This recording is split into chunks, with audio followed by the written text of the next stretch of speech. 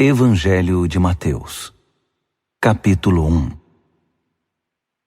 Esta é a árvore genealógica de Jesus Cristo, filho de Davi, filho de Abraão. Abraão foi pai de Isaque. Isaque foi pai de Jacó. Jacó foi pai de Judá e de seus irmãos. Judá foi pai de Pérez e de Zerá. A mãe deles foi Tamar. Pérez foi pai de Esrom. Esrom foi pai de Arão. Arão foi pai de Aminadab. Aminadab foi pai de Naasson. Naasson foi pai de Salmão. Salmão foi pai de Boaz. A mãe de Boaz foi Raabe. Boaz foi pai de Obed. A mãe de Obed foi Rute. Obed foi pai de Jessé. Jessé foi pai de Davi. E Davi tornou-se rei. Davi foi pai de Salomão. A mulher de Urias foi sua mãe. Salomão foi pai de Roboão. Roboão foi pai de Abias. Abias foi pai de Asa. Asa foi pai de Josafá. Josafá foi pai de Jorão. Jorão foi pai de Uzias. Uzias foi pai de Jotão. Jotão foi pai de Acás. Acás foi pai de Ezequias. Ezequias foi pai de Manassés. Manassés foi pai de Amon. Amon foi pai de Josias. Josias foi pai de Jeconias e de seus irmãos. Foi nessa época que o povo foi levado para o exílio na Babilônia. Depois que o exílio na Babilônia terminou, Jeconias foi pai de Salatiel. Salatiel foi pai de Zorobabel. Zorobabel foi pai de Abiúde. Abiúde foi pai de Eliaquim.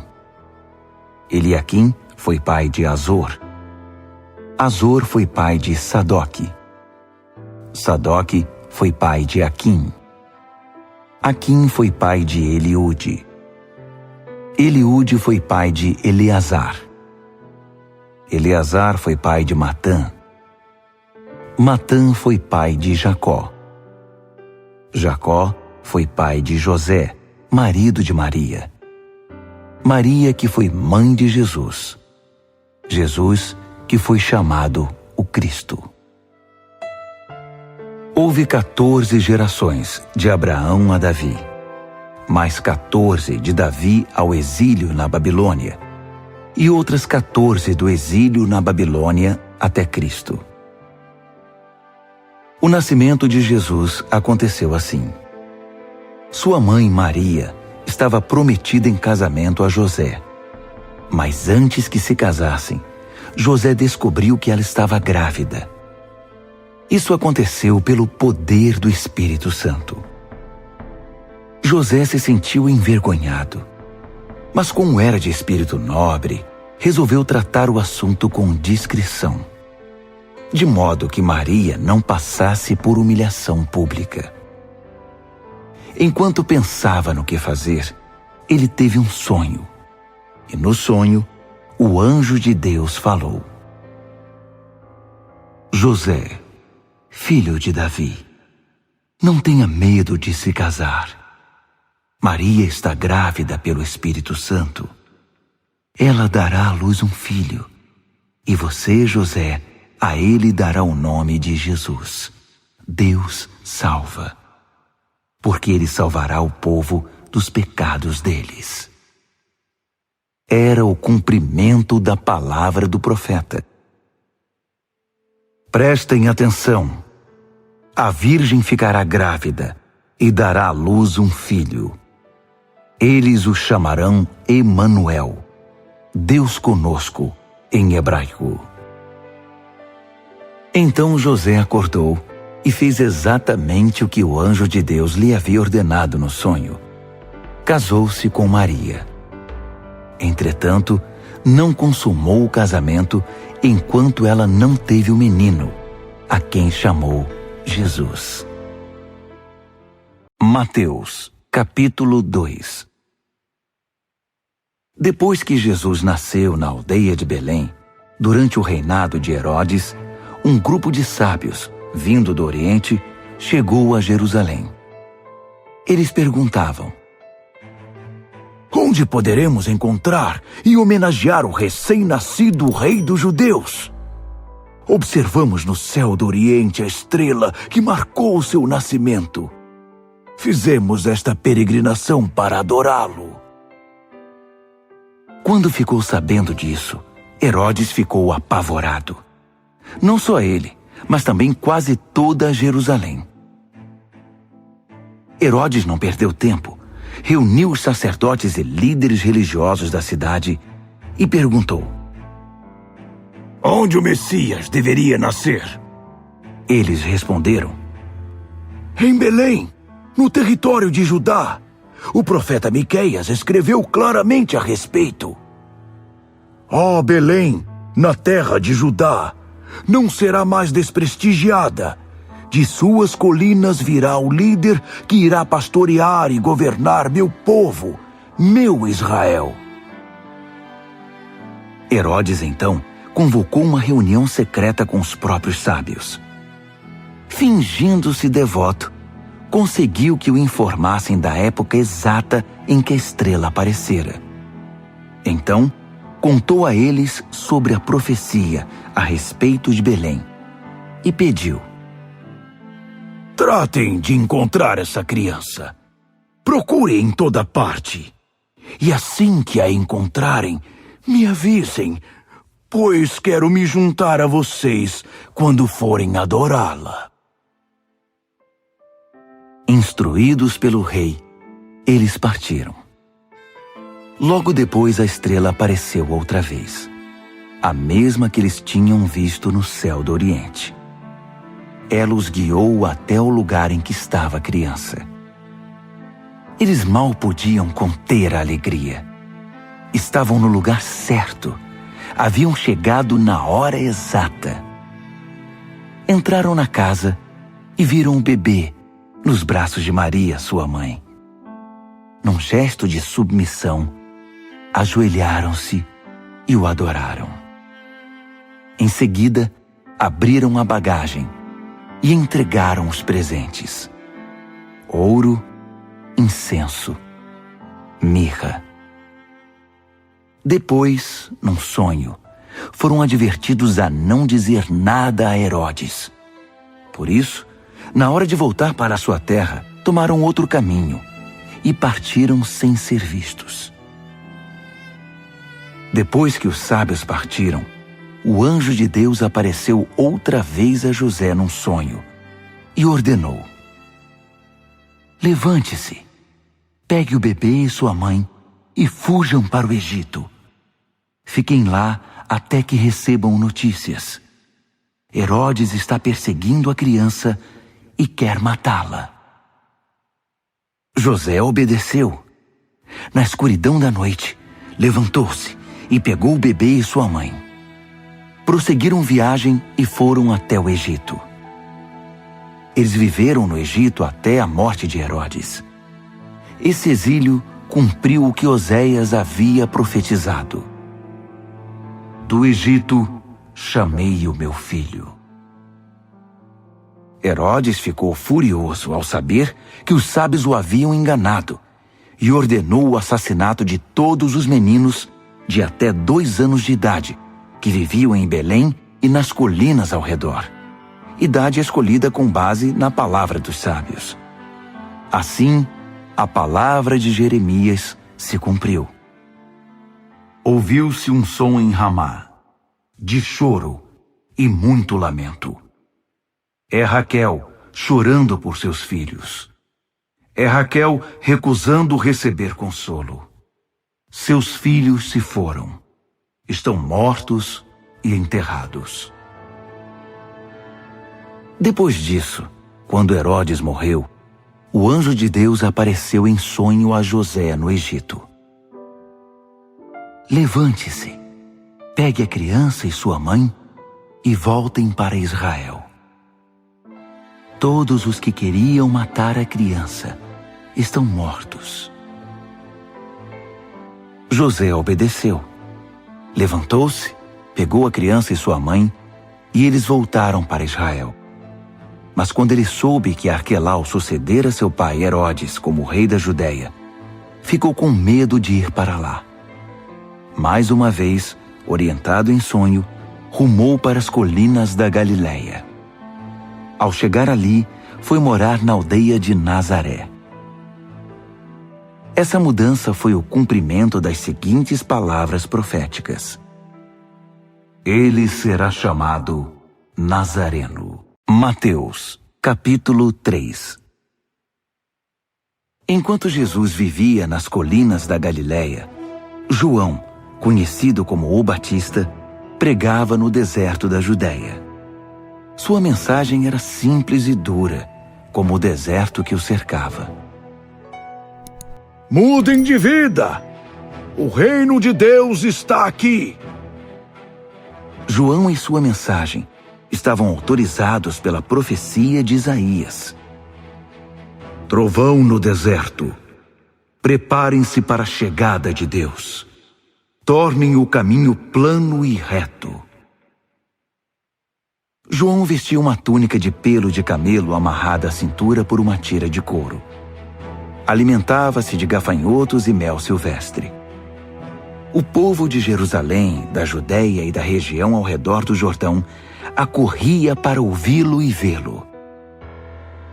Ali no Rio Jordão, os que confessavam seus pecados eram batizados para uma vida transformada. Quando João soube que um grupo de saduceus e fariseus estava interessado no batismo, que parecia ter virado moda, ele esbravejou: Raça de serpentes! O que vocês pretendem rastejando até o rio? Acham que um pouco d'água nessa pele de cobra vai fazer alguma diferença? É a vida de vocês que precisa mudar, não a pele. E não pensem que vocês podem melhorar a situação invocando Abraão como pai. Ser descendente de Abraão não ajuda nesse caso. Os descendentes de Abraão são muitos, mas até destas pedras Deus pode fazer descendentes de Abraão. O que conta mesmo é a vida.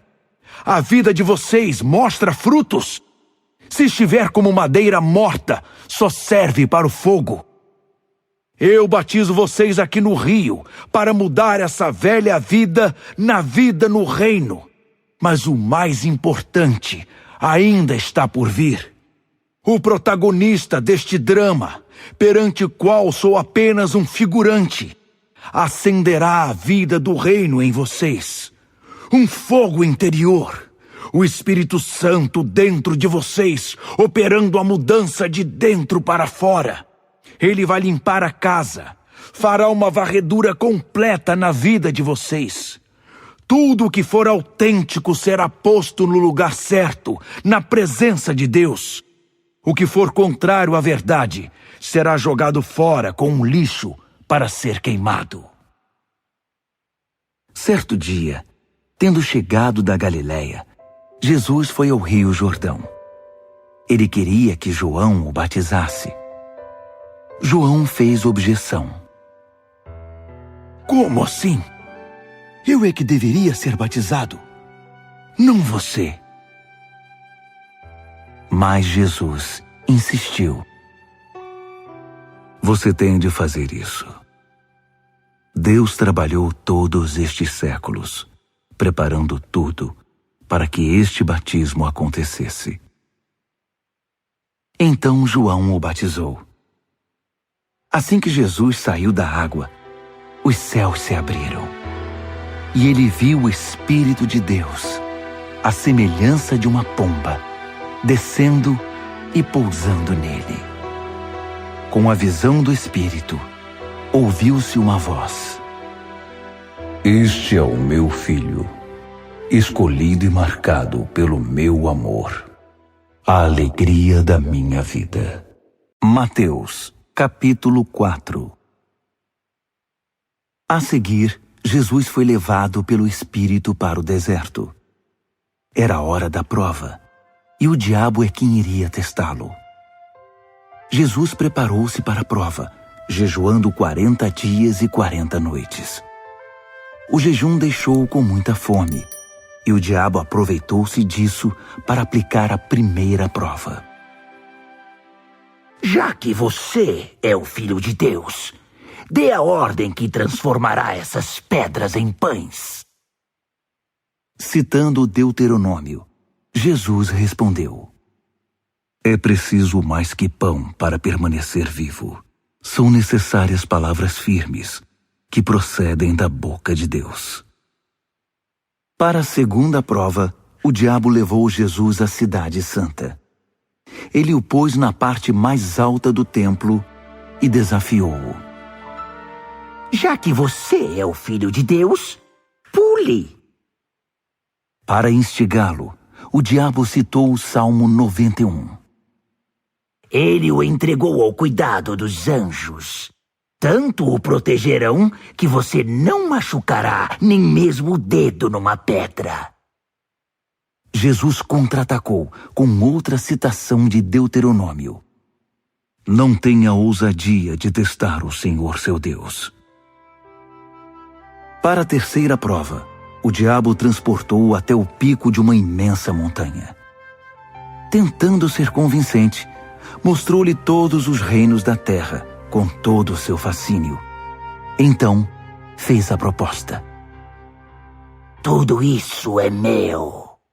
Basta que você se ajoelhe e me adore, e tudo será seu.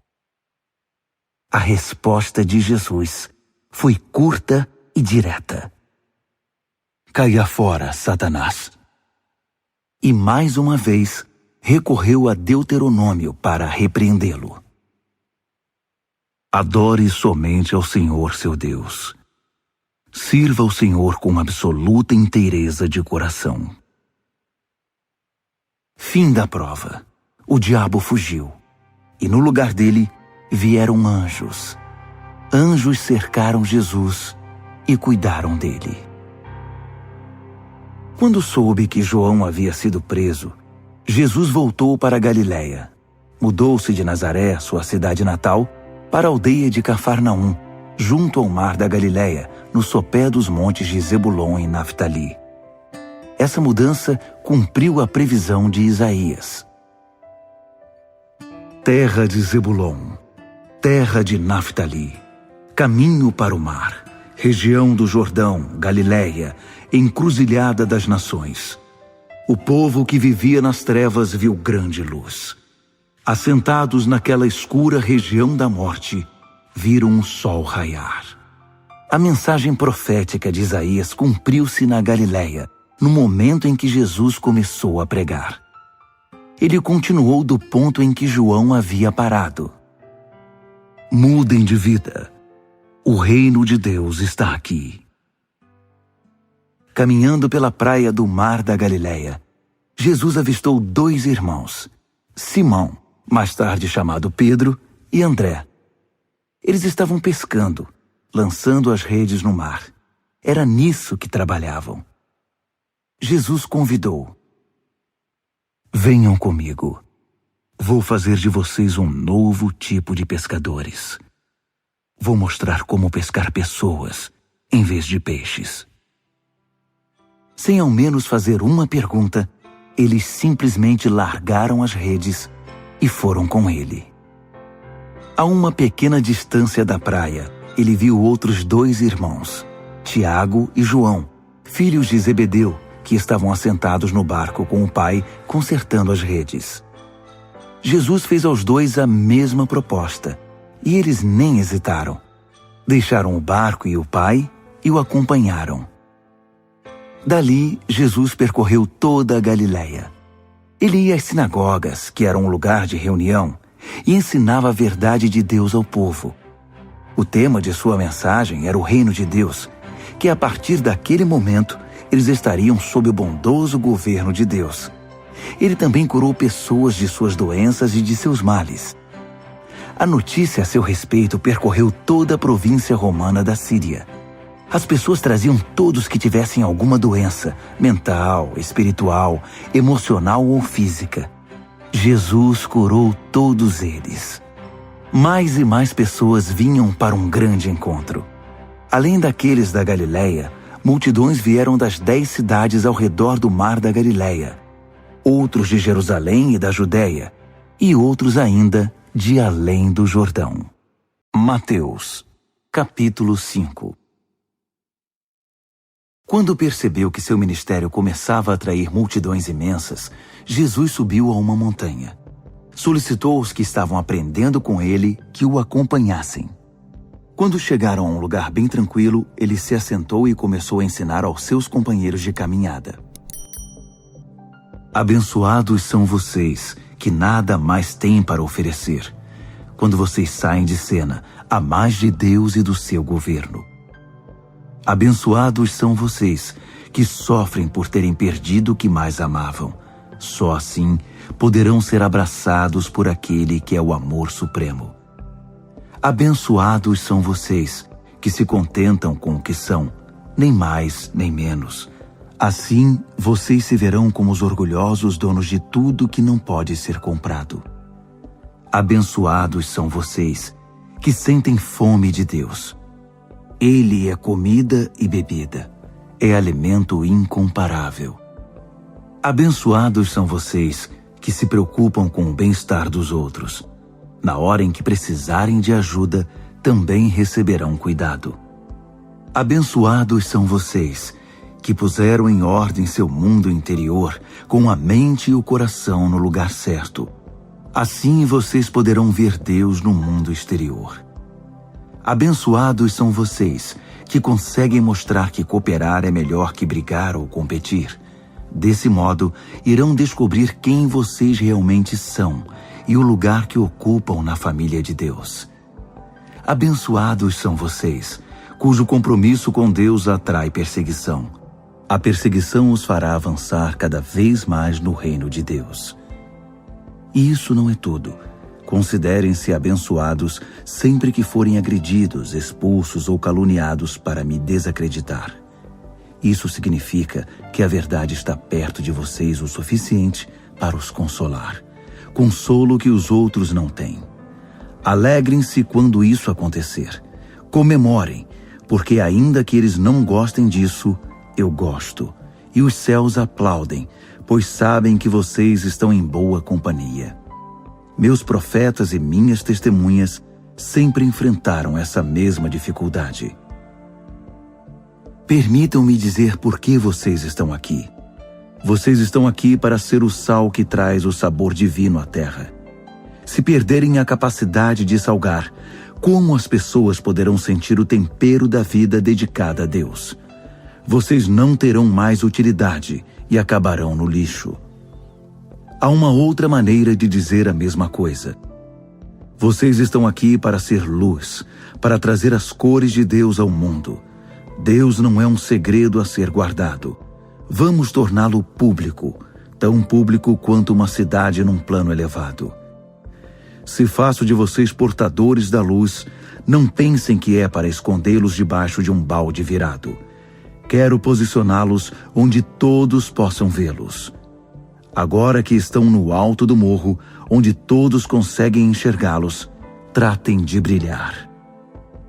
Mantenham sua casa aberta, que a generosidade seja a marca da vida de vocês.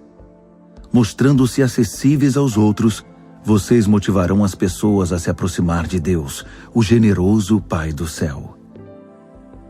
Não pensem, nem por um instante, que eu vim anular as Escrituras, a lei de Deus ou os profetas. Não estou aqui para anular, mas para cumprir. Estou reposicionando as coisas, ajuntando-as no quadro geral para que fiquem no devido lugar. A lei de Deus é mais real e duradoura que as estrelas do céu e que o chão debaixo dos nossos pés. Depois que as estrelas desaparecerem e a terra for consumida pelo fogo, a lei de Deus ainda estará viva e operante. Se alguém considerar de pouca importância, mesmo o menor item na lei de Deus, estará diminuindo apenas a si mesmo.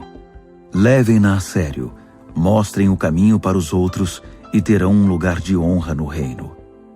Se a conduta de vocês não for mais correta do que a dos fariseus, vocês não preencherão nem o requisito básico para entrar no reino de Deus.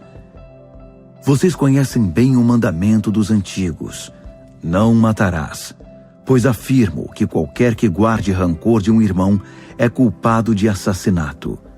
Chame um irmão de idiota e você corre o risco de parar num tribunal. Chame sua irmã de burra e estará no limiar do inferno. O simples fato moral é que palavras matam. É assim que eu quero que vocês se conduzam. Se alguém estiver no local do culto, prestes a fazer uma oferta, e de repente se lembrar de que um amigo tem algum ressentimento contra ele, deixe de lado a oferta, saia imediatamente, procure o amigo e conserte a situação. Depois de fazer isso, então poderá voltar e oferecer seu culto a Deus. Se você estiver na rua e um velho inimigo se aproximar, não hesite um segundo sequer. Tome a iniciativa de consertar a situação com ele. Afinal, se deixar que ele faça o primeiro movimento, sabendo como ele é, provavelmente você irá parar no tribunal ou mesmo na cadeia. Se isso acontecer, você terá de pagar uma bela multa para sair de lá. Vocês também conhecem este mandamento: não vá para a cama com quem é casado, mas não pensem que terão preservado a sua virtude simplesmente porque não foram para a cama. De fato, o coração pode ser corrompido pelo desejo ardente, ainda mais rapidamente que o corpo.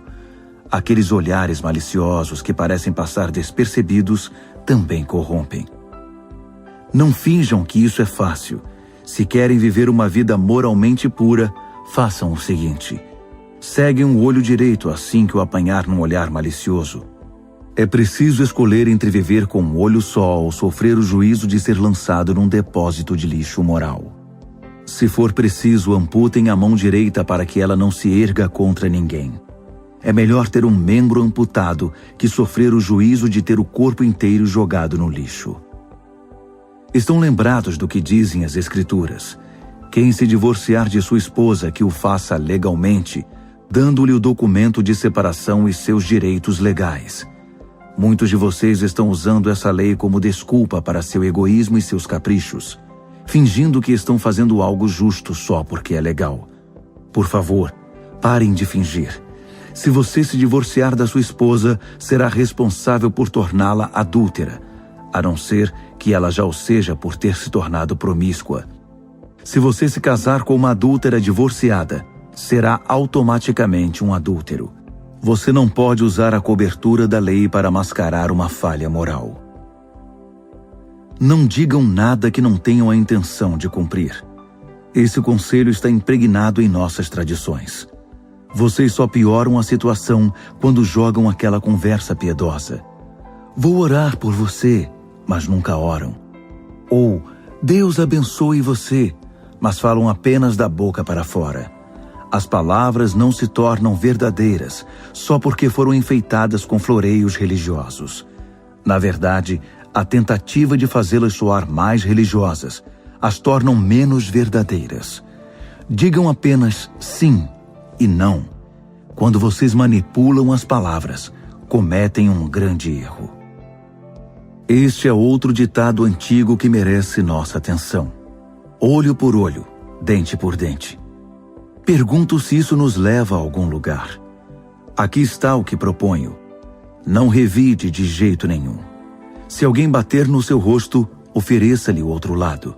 Se alguém o levar ao tribunal e exigir sua camisa, embrulhe para presente seu melhor casaco e entregue-o a ele.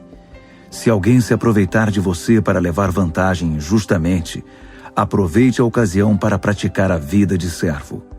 Nada de pagar na mesma moeda. Viva generosamente. Vocês conhecem a antiga lei: amem seus amigos, e seu complemento não escrito: odeiem seus inimigos. Quero redefinir isso. Digo que vocês devem amar os inimigos. Deixem que tirem o melhor de vocês, não o pior. Se alguém fizer mal a vocês, reajam com a força da oração, pois assim agirão do fundo do seu verdadeiro ser, do ser que Deus criou. É o que Deus faz. Ele dá o melhor. O sol que aquece e a chuva que traz vida, a todos, sem distinção. Os bons e os maus, os simpáticos e os antipáticos. Se tudo o que vocês fazem é amar apenas quem é amável, que recompensa esperam receber? Qualquer um pode fazer isso. Querem uma medalha por cumprimentar apenas os que são simpáticos com vocês? Qualquer pecador desqualificado age assim. Resumindo, o que quero dizer é: cresçam. Vocês são súditos do reino. Tratem de viver como tais. Assumam sua identidade criada por Deus. Sejam generosos uns para com os outros, pois Deus age assim com vocês.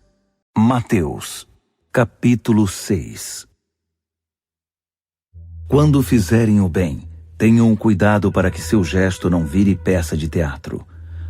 Pode até ser um bom espetáculo, mas Deus não vai aplaudir. Quando for ajudar alguém, não chame atenção para você mesmo. Você já viu gente assim em ação, tenho certeza. Eu os chamo atores. Eles vão orar nas esquinas como se elas fossem palcos, atuando para o público, interpretando para as multidões. Eles recebem aplausos, sim, mas é tudo o que conseguirão. Quando você ajudar alguém, não pense na impressão que vai causar. Apenas ajude com simplicidade e discrição. É assim que Deus, que o criou com todo amor, faz. Ele age nos bastidores para ajudar você.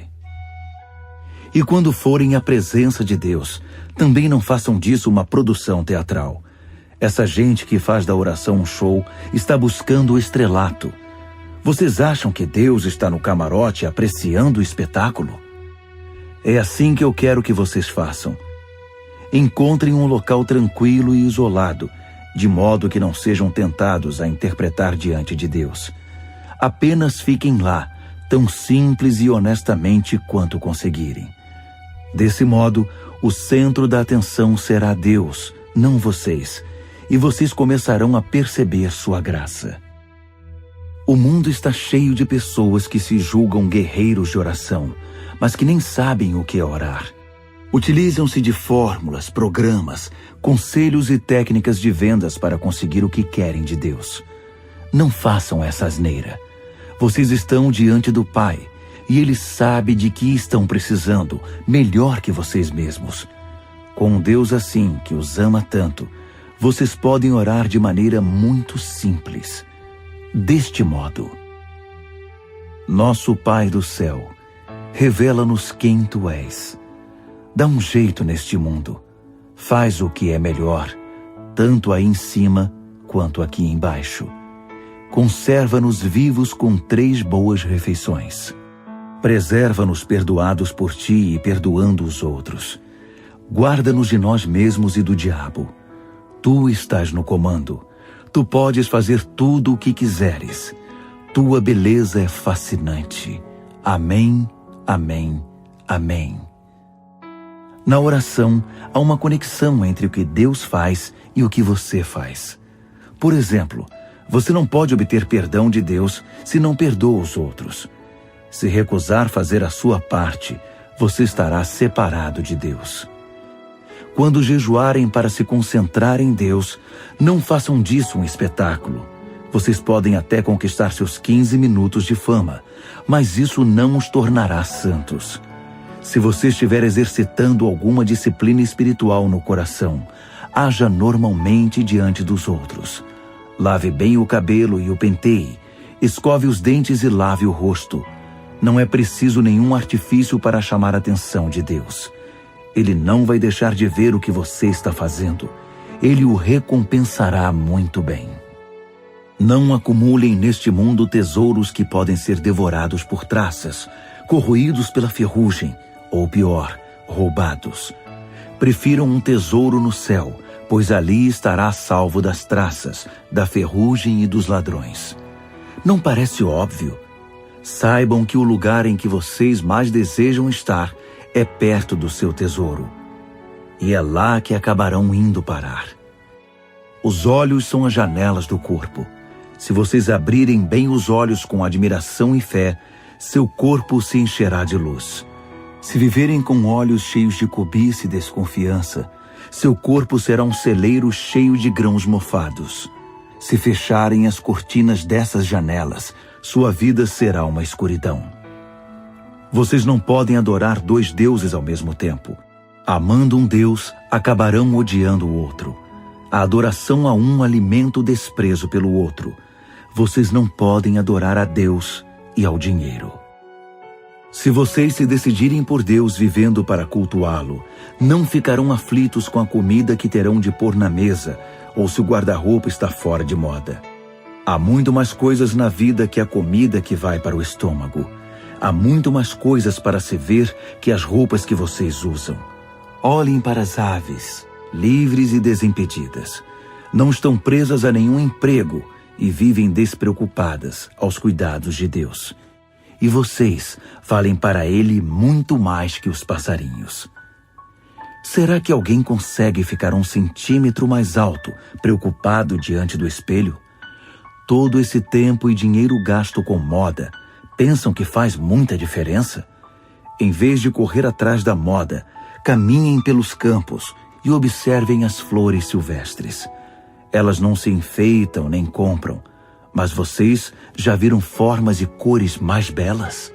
Os 10 homens e mulheres da lista dos mais bem vestidos iriam parecer maltrapilhos comparados às flores. Se Deus dá tanta atenção à aparência das flores do campo, e muitas delas nem mesmo são vistas, não acham que Ele irá cuidar de vocês, ter prazer em vocês e fazer o melhor por vocês? Quero convencê-los a relaxar, a não se preocuparem tanto em adquirir. Em vez disso, prefiram dar, correspondendo assim ao cuidado de Deus. Quem não conhece Deus e não sabe como Ele trabalha, é que se prende a essas coisas. Mas vocês conhecem Deus e sabem como Ele trabalha.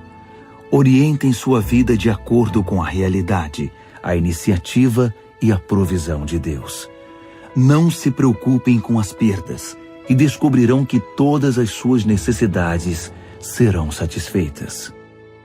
Prestem atenção apenas no que Deus está fazendo agora e não se preocupem quanto ao que pode ou não acontecer amanhã.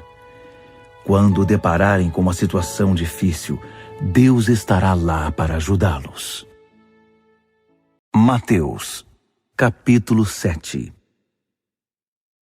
Não bombardeiem de críticas as pessoas quando elas cometem um erro, a menos que queiram receber o mesmo tratamento. O espírito crítico é como um bumerangue.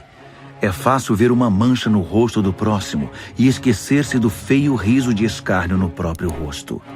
Vocês têm o cinismo de dizer: deixe-me limpar o seu rosto, quando o rosto de vocês está distorcido pelo desprezo. Isso também é teatro, é fazer o jogo do sou mais santo que você, em vez de simplesmente viver a vida. Tire o cinismo do rosto e então você poderá oferecer uma toalha ao seu próximo para que ele também limpe o rosto. Não desrespeitem o sagrado. Gracejos e tolices não agradam a Deus. Não reduzam os santos mistérios a frases de efeito. Na tentativa de sobressair e de agradar, você pode usar esses subterfúgios, mas estará abrindo a porta para o sacrilégio. Não barganhem com Deus. Sejam objetivos. Peçam aquilo de que estão precisando.